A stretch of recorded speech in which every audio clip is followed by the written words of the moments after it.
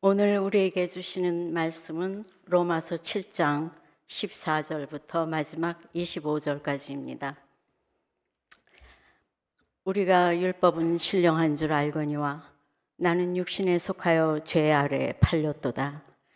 내가 행하는 것을 내가 알지 못하노니 곧 내가 원하는 것은 행하지 아니하고 도리어 미워하는 것을 행함이라.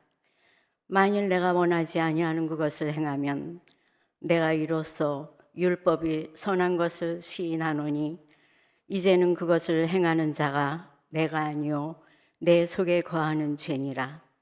내 속 곧 내 육신에 선한 것이 거하지 아니하는 줄을 아노니 원함은 내게 있으나 선을 행하는 것은 없노라. 내가 원하는 바 선은 행하지 아니하고 도리어 원하지 않은 바 악을 행하는도다.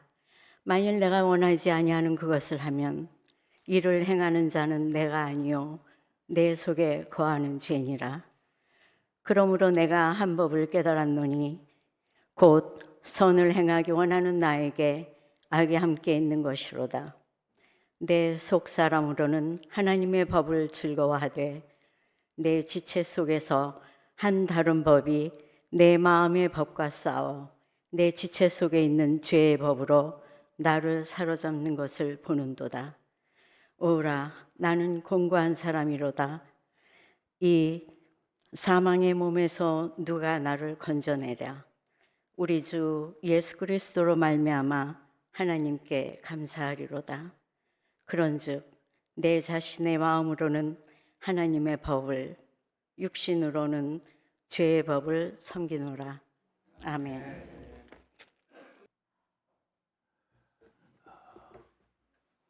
오늘은 봄 날씨 같으시죠? 얼마 안 남았습니다. 이 크리스마스가 얼마 안 남아서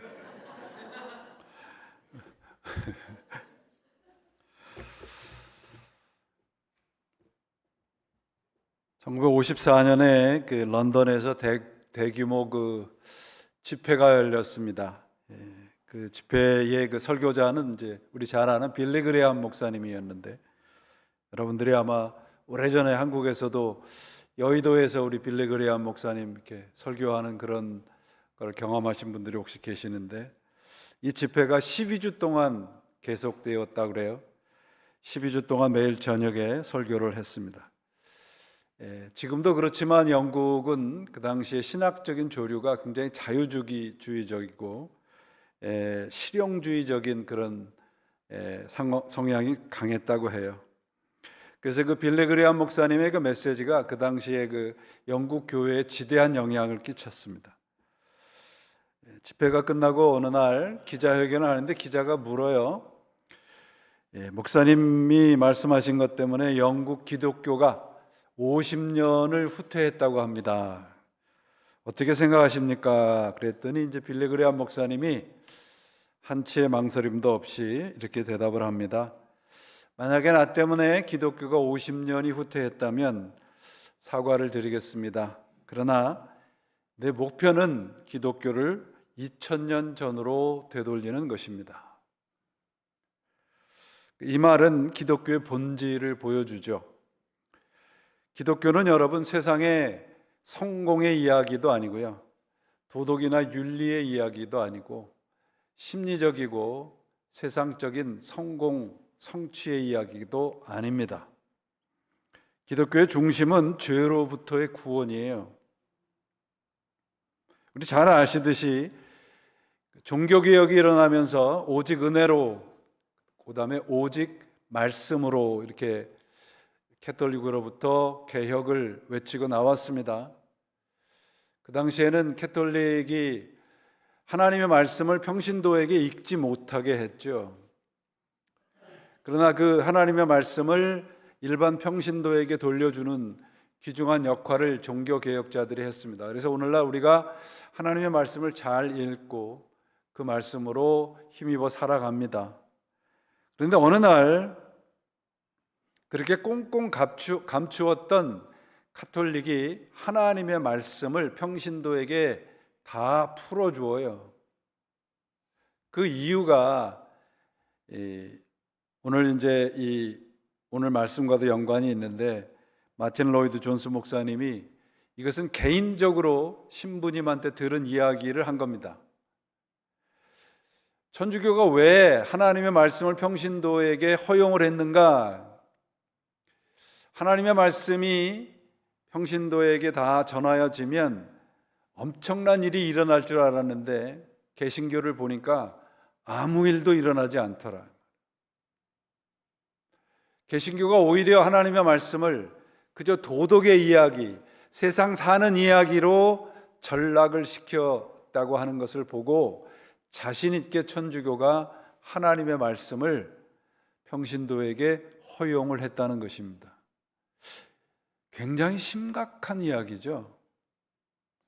성경을 영혼을 구원하는 말씀이 아니고 삶의 도움 정도가 되는 매뉴얼로 바꿔버린 것이 우리 개신교회입니다. 설교단에서 자연스럽게 죄라든지 십자가라든지 구원, 거룩이라는 단어들이 자취를 감추었습니다. 여러분도 잘 아시듯이 한국 교회의 신뢰도가 최저치를 경신했다고 하죠. 5명 중에 1명 정도도 교회를 신뢰하지 않는다고 합니다. 물론 이렇게까지 추락하는 데는 여러 가지 요인이 있겠죠. 근데 저는 이렇게 생각을 합니다. 세상에서 얼마든지 들을 수 있는 그런 내용의 말들이 교회가 앵무새처럼 그런 말들을 반복하고 있는 데에 교회 추락의 원인이 있다고 봅니다. 기독교는 죄로부터의 구원의 종교입니다.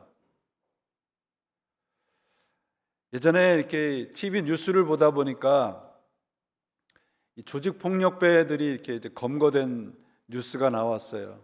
여러분도 아시듯이 조폭들이 이렇게 몸에다가 뭘 그리고 다녀요? 문신을 하고 다니는데 그 문신의 내용이 재미있어서 지금도 기억을 하는데 뭐라고 써 있냐면요, 착하게 살자 이렇게 써 있어요. 좀 안쓰럽더라고요. 착하게 살고 싶지만 그렇게 살기가 어렵다는 고백으로 보였습니다. 과연 이것이 그들만의 문제일까요?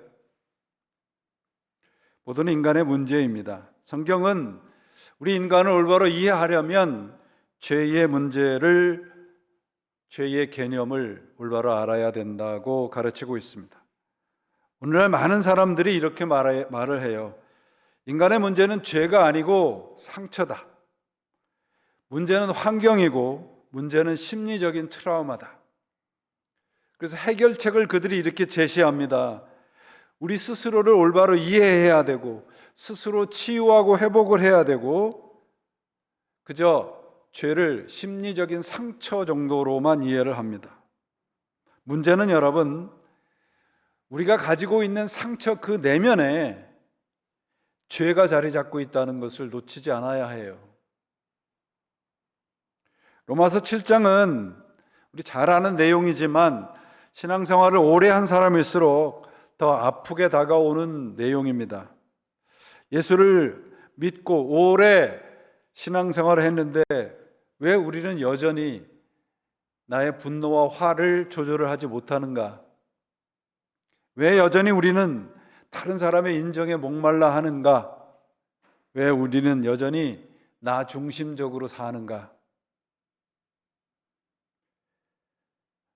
사도 바울이 우리들에게 오늘 19절에서 말을 하죠. 내가 원하는 바 선을 행하지 아니하고 도리어 원하지 아니하는 바 악을 행하는도다. 얼마 전에 세상을 떠난 그 코미디언이 쓴 책이 있어요. 책 제목이 참 재밌었습니다. 하지 말라고 하는 건 다 재밌다. 왜 그럴까요? 저는 이 책 제목에서 오늘 로마서 7장의 고통을 보았습니다. 7장은 율법과 죄의 관계를 우리들에게 가르치고 있습니다. 성경은 율법의 역할을 우리들에게 분명히 가르치고 있어요. 율법은 우리를 구원하지 못합니다. 율법은 거울과도 같아요. 거울을 보면 내가 깨끗한지 더러운지를 알 수 있죠. 그러나 그 거울은 우리의 거울에 우리 얼굴에 붙은 더러움을 씻겨주지 못합니다. 그저 더럽다는 사실만 알려줄 뿐이죠. 로마서 3장 20절, 그러므로 율법을 지키는 것으로 아무도 하나님과 올바른 관계를 가질 수 없습니다. 율법은 단지 무엇이 죄인지를 알려줄 뿐입니다. 율법이 하는 일은 세 가지예요. 하나는 죄가 뭔지를 알게 되는 거예요. 죄가 뭔지를 깨닫게 해주는 거고요. 첫 번째가. 두 번째는 죄를 더 짓게 만들어요. 죄를 자극을 합니다. 세 번째는 죄를 정죄합니다. 율법은 우리를 구원하지 못해요. 다만 우리가 얼마나 큰 죄인인지를 깨닫게 해줄 뿐이죠. 그러므로 죄를 다루지 않는 기독교는 가짜입니다. 이 죄를 제대로 알지 못하는 그리스도인들이 너무도 많은 것 같아요. 많은 분들이 죄는 그저 나쁜 일을 하는 나쁜 행동이라고 생각을 합니다. 그런데 성경은 죄를 오늘 뭐라고 설명을 하고 있습니다. 설명하고 있습니까? 죄는 어떤 내 액션, 행동 이전에 파워, 세력이에요. 그래서 오늘 본문에 뭐라고 되어 있습니까? 내 속에 거하는 죄라고 되어 있어요. Great power입니다. 내 안에 자리 잡고 나를 지배하는 힘이에요. 그게 죄입니다. 단순한 행동이 아니고요. 나를 지배해서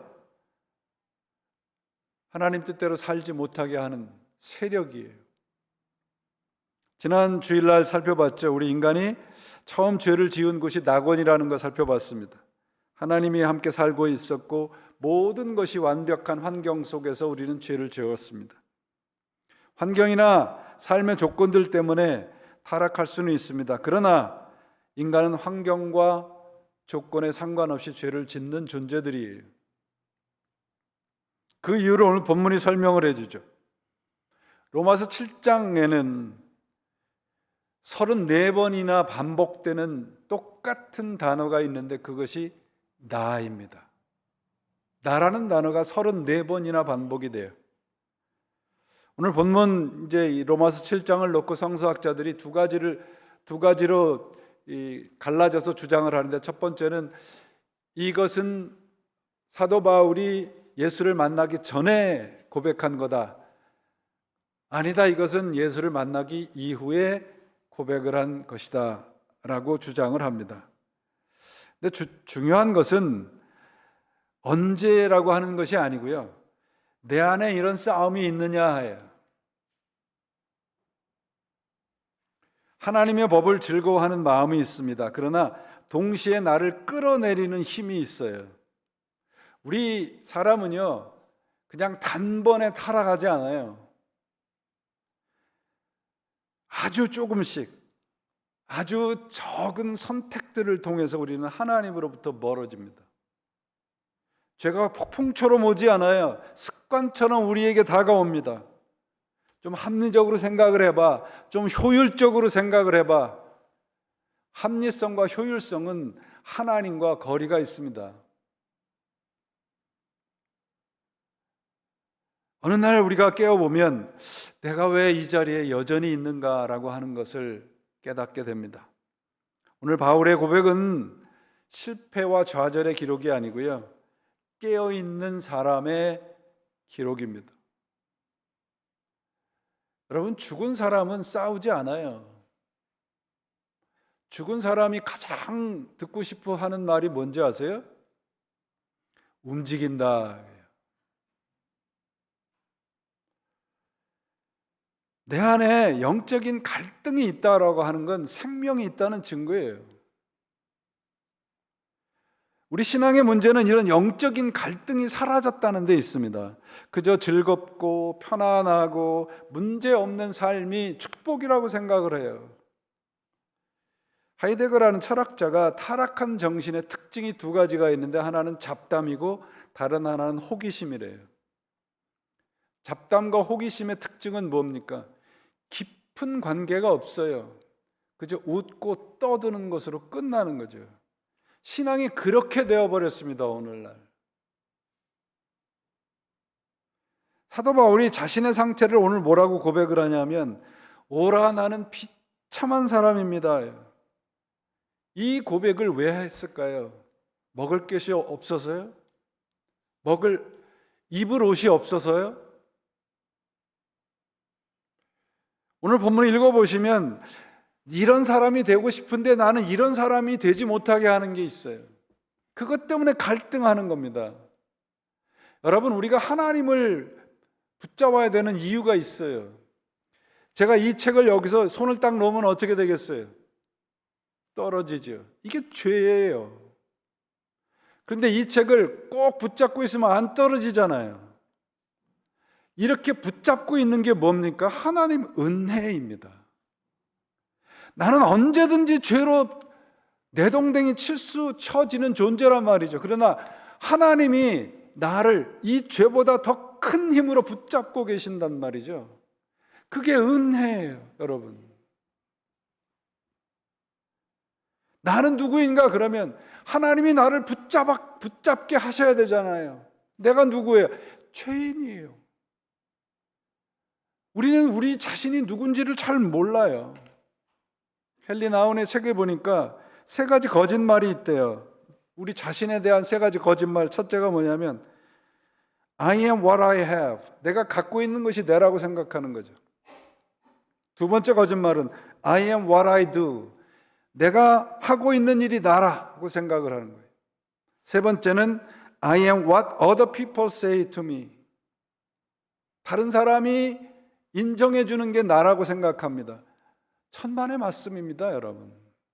사람의 눈은 속이기가 쉬워요.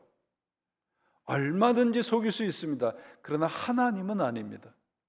진정한 나라는 것은 하나님 앞에 정직하게 서 있는 자신이에요. 예배는 여러분, 우리가 하나님 앞에 정직하게 서려고 나오는 자리예요. 바울은 자기 자신의 문제를 드러내는 일에 주저함이 없습니다. 14절에 보시면 나는 육신의 매인 존재로서 죄 아래 팔렸다고 되어 있어요. 메시지 성경이 보니까 나는 나 자신으로 가득 차 있습니다. 정말 나는 오랜 시간을 죄의 감옥에 갇혀 지냈습니다.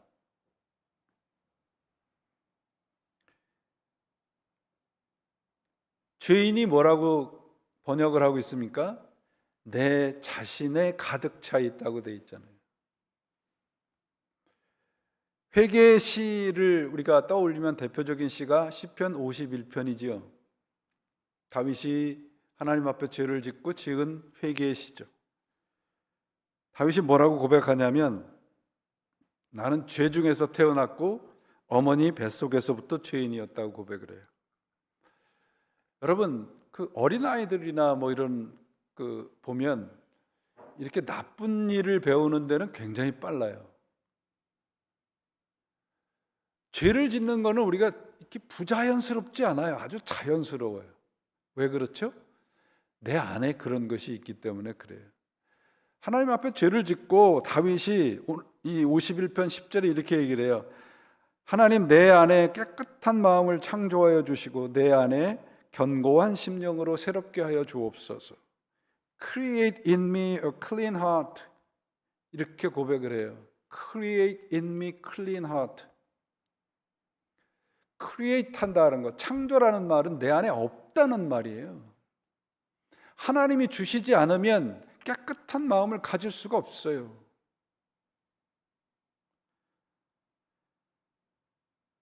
하나님이 주신 마음에 그 마음대로 살겠다라고 하는 애절한 고백이죠. 사도 바울은 다메섹에서 예수님을 만나기 전에는 스스로 죄인이라고 생각한 적이 없어요.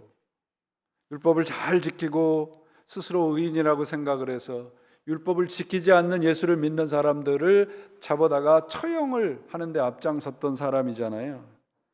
그 스스로 율법을 지키는 것으로 구원을 받고 죄에서 자유로울 수 있다고 믿었던 사람입니다. 그래서 오늘 본문에 보면 3절서부터 14절 3절까지 모든 문장이 과거형이고요. 14절부터는 현재형으로 되어 있어요. 그러니까 예수를 만난 후에 정직한 자기 자신을 발견한 것입니다. 스스로 나는 비참한 사람입니다라고 하는 것은 정말 하나님의 뜻을 따라서 살기 위해서 애를 쓰는 사람만이 고백할 수 있는 거예요. 처절하게 노력을 하기 전에는 절대 할 수가 없습니다. 하나님의 사람으로 살기 위해 애를 쓰는 사람만이 내가 얼마나 하나님과 멀고 하나님으로부터 떨어져 있는가라는 것을 발견할 수 있습니다. 바울이 스스로를 어떻게 고백을 해요? 처음에는 사도 중에 가장 작은 자라고 고백을 하잖아요. 조금 지나면서 뭐라 그래요? 내가 성도 중에 가장 작은 자다. 바울의 말년에 스스로를 뭐라고 고백을 합니까? 나는 죄인 중에 두목이다. 신앙이 깊어질수록 그가 바라보는 죄, 그것이 더 분명히 보이는 거예요. 그래서 마침내 오늘 본문에서 외치는 거예요. 이 사망의 몸에서 누가 나를 건져낼 수 있겠습니까? 오라 나는 곤고한 사람입니다. 왜 바울은 이런 고백을 할까요? 하나님 앞에 서 있는 죄인을 발견했기 때문에요. 그리고 그 죄인이 바로 자기 자신이라는 걸 발견한 거죠. 제가 여러 차례 말씀드렸죠, 여러분. 우리 모두는 이 자리에 죄인으로 와 있습니다. 의인이면 이 자리에 오실 필요가 없잖아요. 하나님 나라 옆에 하나님 곁에 계시면 되죠. 많은 사람들이 자기 자신을 깊이 들여다보려고 하지 않아요. 왜냐하면 불편하니까요. 우리 스스로는 우리 스스로가 어떤 존재인지를 어렴풋이나마 알거든요. 그래서 자꾸 스스로 그래도 나는 괜찮은 사람이라고 하는 합리화를 하는 것 같아요. 순진한 기독교라고 미어 크리스찬이티라고 하는 책을 쓴 그 C.S. 루이스 작가가 이런 말을 해요. 우리가 하나님의 법을 지킬 수 없다는 사실을 발견하는 유일한 방법은 그것을 지켜보려고 최선을 다하는 것이다. 몸부림치는 사람만이 선하게 사는 것이 얼마나 어려운지를 안다. 여러분들은 이제 그 학창 시절에 다 공부를 잘하셨으니까 잘 아실 거예요. 학창 시절에 보면은 시험 보고 나면 시험을 잘 봤다는 아이들이 있고요, 못 봤다는 아이들이 있어요. 근데 시험을 잘 봤다는 아이들은 되게 공부를 못하는 애들이에요. 공부를 잘하는 애들은 시험을 다 못 봤대요. 근데 틀린 게 한두 개밖에 없거든요. 왜 그럴까요, 여러분? 기준이 다르기 때문에 그래요. 신앙도 마찬가지예요. 어느 정도 교회 와서 뭐 적당히 봉사하고 헌신하고 그런 것으로 죄로부터 멀어질 수 있다고 생각을 합니다. 그렇지 않습니다, 여러분. 우리는 하나님의 말씀을 가지고 처절하게 견디고 처절하게 싸워야 돼요. 그러지 않으면 우리는 어느 순간 우리의 발은 죄에 담겨져 있는 거죠. 하나님의 뜻대로 살려고 애를 쓰는 사람만이 얼마나 그 길이 힘든지를 아는 거예요. 그래서 오늘 로마서 7장은 우리의 실패의 이야기이기도 하지만 깨어난 사람의 영혼의 고백입니다. 갈등이 있다는 것은 영혼이 살아있다는 증거예요. 갈등이 있는 곳으로부터 하나님의 말씀에 복음이 시작이 됩니다. 그래서 오늘 사도 바울이 외치죠. 누가 이 사망의 몸에서 나를 건져내랴. 이 외치면서 중요한 게 뭐냐면 누가예요. 누가 나를 건져내겠어요? 나예요? 우리 자신이에요? 아닙니다.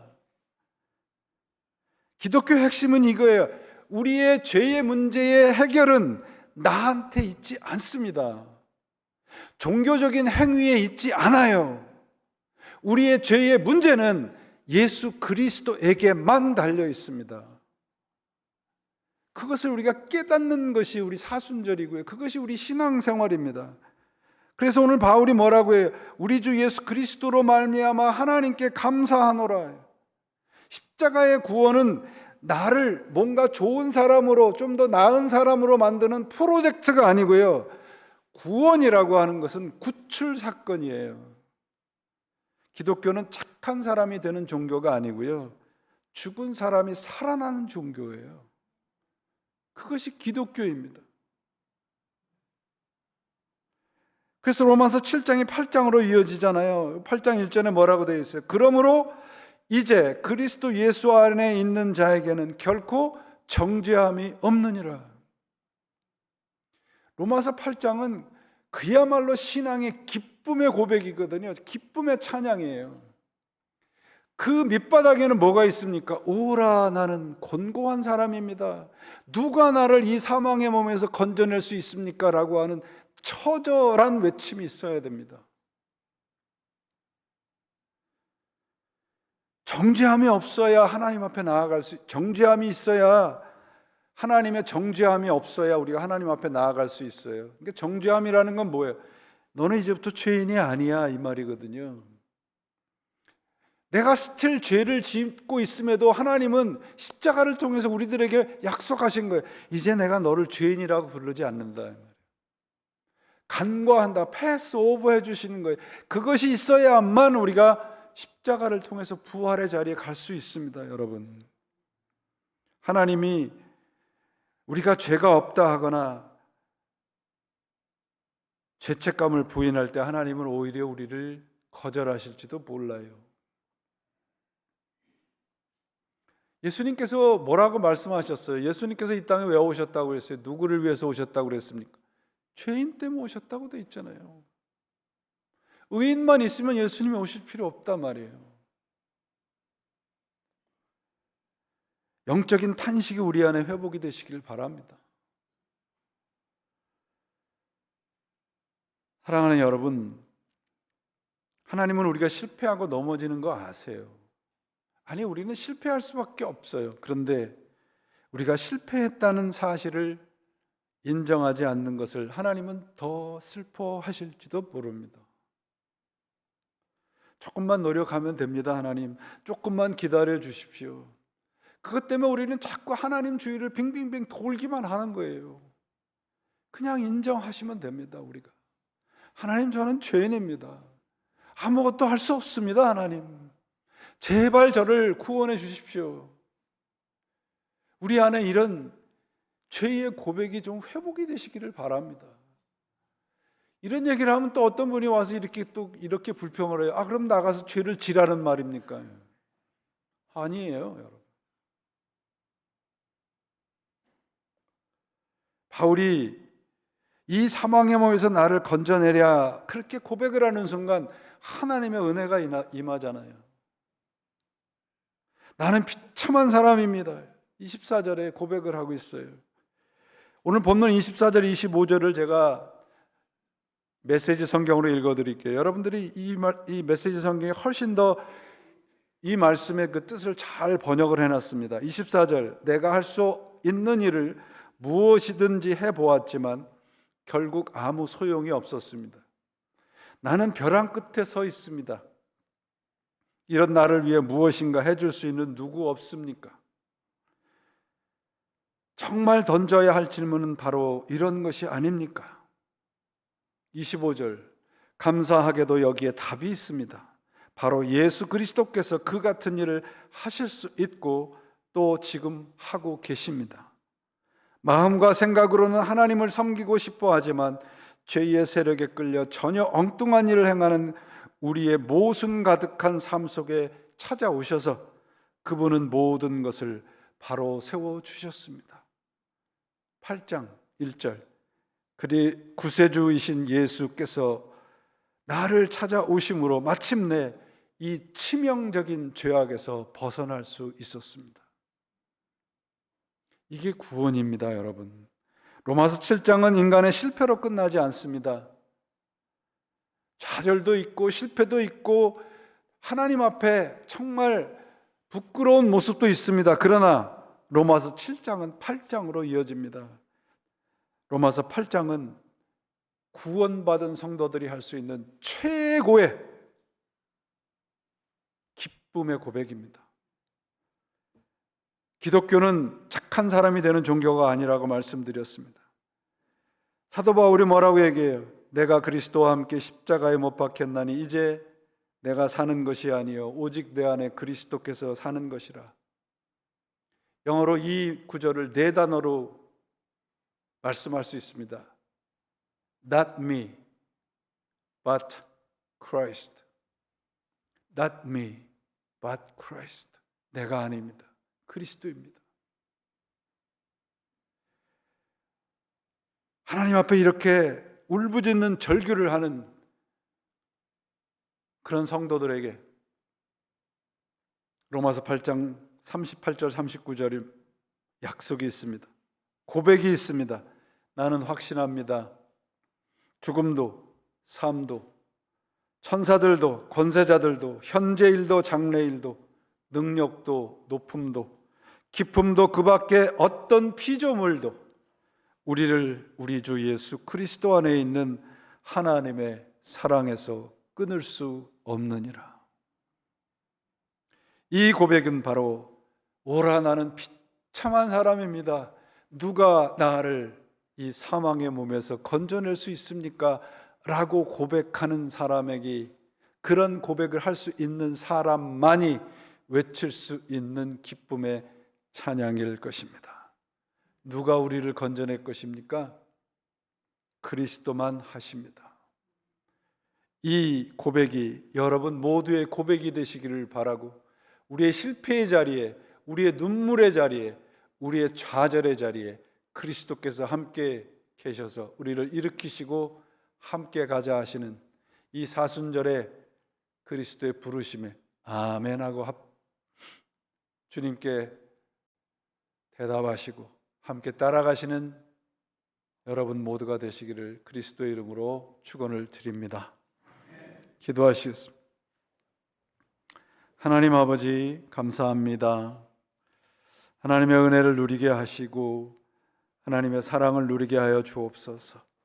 부족하지만 하나님 꼭 붙잡게 하시고 말씀 속에서 얻는 은혜로 우리의 죄의 실패와 어리석음을 이겨가게 해 주시옵소서. 비참하지만 부족하지만 하나님 저희들을 꼭 붙잡아 주심을 믿사오니 오늘도 말씀 가운데서 은혜 받은 것을 우리의 세상 속에서 그리스도의 말씀의 능력을 발휘하고 살아가는 저희가 되게 인도해 주시옵소서. 예수 그리스도의 이름으로 간절히 기도합니다. 아멘.